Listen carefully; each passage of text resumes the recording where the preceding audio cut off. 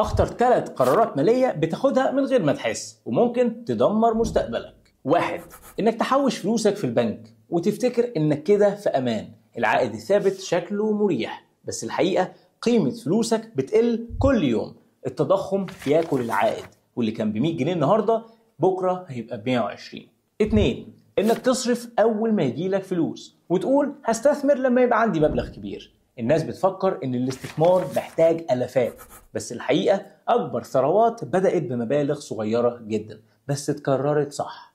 3. انك تاخد قرارات ماليه عشان ماشي مع الناس. تشتري عربيه لان كل زمايلك اشتروا، تدخل شهاده لان البنك عمل اعلان في التلفزيون في رمضان، تاجل الاستثمار لان محدش حواليك بيستثمر. بس تفتكر لو كل الناس بتفكر غلط هتمشي وراهم ليه؟ الثروه مش بس بتتبني من المكسب، الثروه بتتبني من تجنب الغلطات. اكتب كلمه كورس في تعليقات وهبعت لك لينك فيه تفاصيل اكتر عن الكورس اللي هيعرفك ازاي تتجنب الغلطات دي اللي ممكن تاثر على حياتك والفاينانشال بوزيشن بتاعك وازاي تبدا رحلتك الاستثماريه.